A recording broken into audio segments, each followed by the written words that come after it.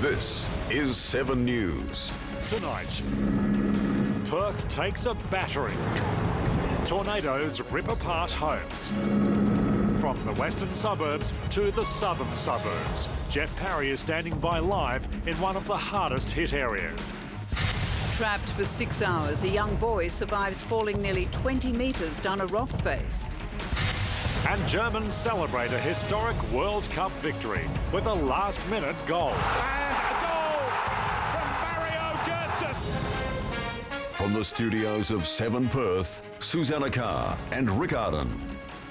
Good evening. At least 2 destructive tornadoes and possibly 2 more have torn through Perth and the southwest. Homes were ripped apart and trees torn down, leaving several suburbs with a massive clean-up. O'Connor and Hilton were the worst hit. Geof Parry is on Clark Street tonight. Geoff, it's been a tough day for residents. Tough and scary, Rick. 5 o'clock this morning, pitch dark, and suddenly your house starts coming apart around you. And it wasn't till the sun came up that the residents realised they'd been hit by a tornado. Imagine living in one place for 45 years to have it end up looking like this. Oh, my darling wife's sewing room gone. And so was the rest of the house. And my nice new kitchen that my family and I built 3 years ago.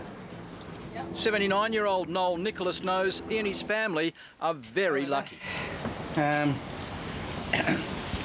it all. And this tells a lot too. A trail of homes with busted roofs or no roofs at all. Evidence they'd been kissed by a tornado. Tornado no one saw, it was 5 o'clock in the morning. Winds strong enough to flip a boat and shift this seatainer sideways, causing more problems for Western Power. Lifted the roof, of course. Lifted it all up and came down again. How lucky were we? 8-year-old Tanner Finch told 7 News she was woken by a loud crash. I was so frightened, but 2 of my windows, they got crashed and the glass, just a bit of glass fell on me and it just went on the floor.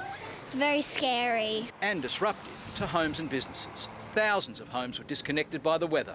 Severe gusts blasting trees out of the ground and pulling down power poles.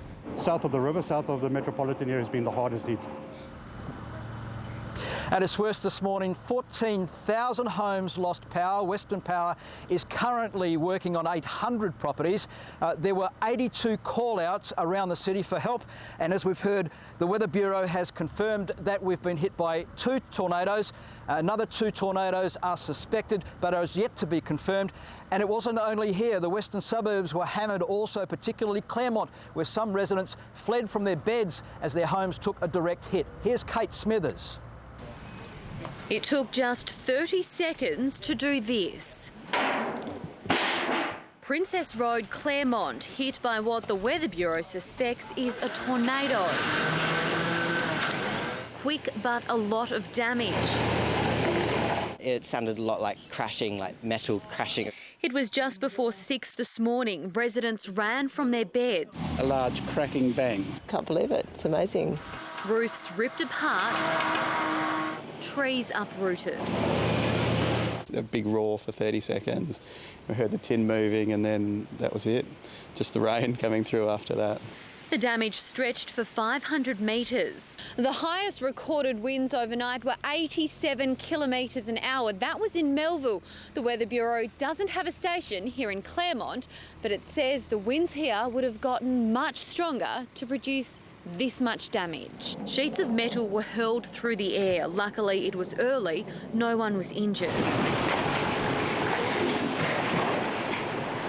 Peak hour traffic was brought to a standstill in North Fremantle by a dental surgery's roof. Further south in Yallingup, more damage from what the Weather Bureau believes is another tornado. They say it's rare for so many tornadoes to occur around the same time. Kate Smithers, 7 News. We've seen a few more showers today, but the worst of the weather passed by the time the sun came up this morning.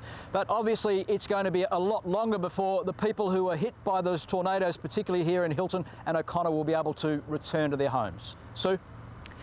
Thanks, Geoff. In breaking news, police have confirmed they'll investigate if the deaths of 2 men in Perth South are linked to the storms. Live to Alexis Donkin in the 7 Newsroom. What do we know, Alexis? Well, Sue, the men were found deceased inside their Beaconsfield homes this morning. Both are 25 and both have muscular dystrophy. What police will investigate is whether medical equipment, electronic equipment that they rely on to survive failed in power outages. Police have stressed, though, this is not confirmed. We're told Western Power is assisting. Sue?